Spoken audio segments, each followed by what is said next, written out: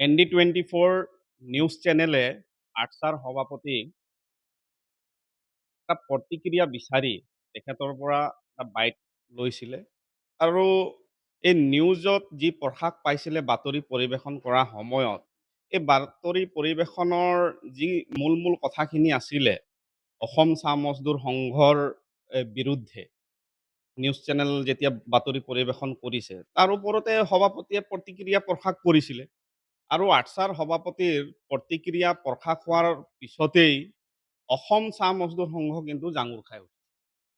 তেখেতসকলক এটা প্ৰশ্ন কৰা হৈছিলে যে বছৰি আপোনালোক যি 15 কোটি টকা সংগ্ৰহ কৰে অসমত খাটি খোৱা চাহ শ্ৰমিক ৰাইজৰ পৰা, সেই 15 কোটি টকাৰ হিচাপটো স্পষ্ট কৰিব লাগে।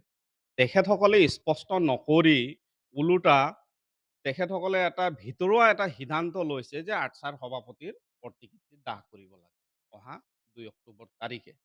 আমি যেতিয়া এই কথাখিনি গম পালো আমি লগে লগে আজি সংবাদমেল আয়োজন কৰি অসম চাহ মজদুৰ সংঘক আমি প্ৰত্যাহ্বান জনাইছো।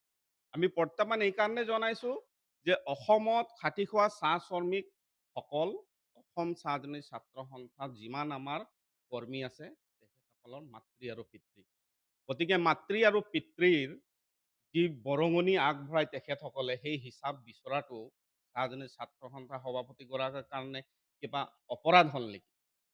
তেখেত কিবা ভুল কথা ক'লে নেকি? তেখেতে এটাই কথা কৈছে যে যি 15 কোটি টকা আপোনালোক সংগ্ৰহ কৰে তাৰ হিচাপটো স্পষ্ট কৰিব লাগে। বৰ দুৰ্ভাগ্যজনক কথা, তেখেতসকলে হিচাপ স্পষ্ট নকৰি তেখেতসকলে এটা মৰাত্মক এটা ডিসিশন লৈছে। যি সিদ্ধান্ত লৈছে তেখেতসকলে সভাপতিৰ ধীৰাজৱালাৰ প্ৰতিকৃতি বাগিচাই দাহ কৰিব লাগে। গতিকে আমি প্ৰত্যাহ্বান জনাইছো অসম চাহ মজদুৰ সংঘক, অসমৰ কোনো এখন চাহ বাগিচাত ধীৰাজৱালাৰ যদি প্ৰতিকৃতি দাহ হয় কিমান অসম চাহ মজদুৰ সংঘৰ নেতাৰ সভাপতি বা সাধাৰণ সম্পাদকৰ প্ৰতিকৃতি দাহ হ'ব হিচাপ উলিয়াব নোৱাৰিব।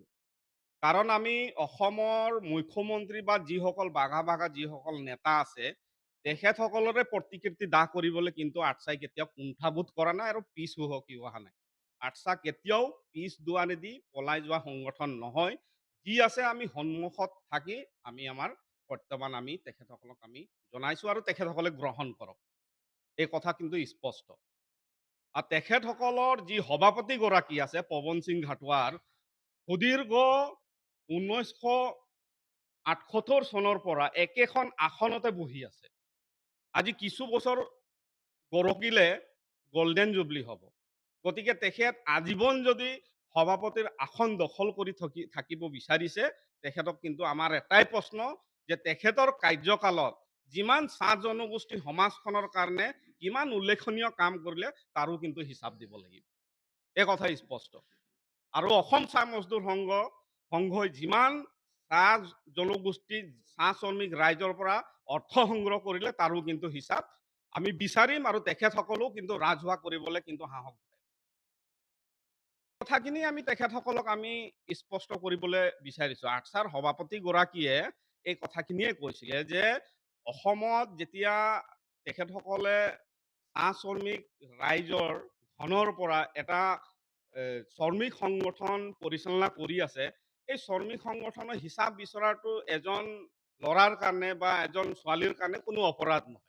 যাৰ কাৰণে আমি হিচাপ বিচাৰিছো, কাৰণ আমি দেখিছো যে অসমত যিমান সমস্যা আছে, আজি বাগিচা অঞ্চলত স্কুল বনাব লাগে আৰ্টছাই আন্দোলন কৰিছে, গুণাছৰ ক্ষেত্ৰত আৰ্টছাই আন্দোলন কৰিছে, ভূমি পট্টাৰ কাৰণে আৰ্টছাই আন্দোলন কৰিছে, যিমান জ্বলন্ত সমস্যাসমূহ আছে আৰ্টছাই আন্দোলন কৰি আহিছে আৰু চাহ জনগোষ্ঠীৰ ৰাইজে আৰ্টছাক কিন্তু পূৰ্ণ সমৰ্থন আজি দি আহিছে।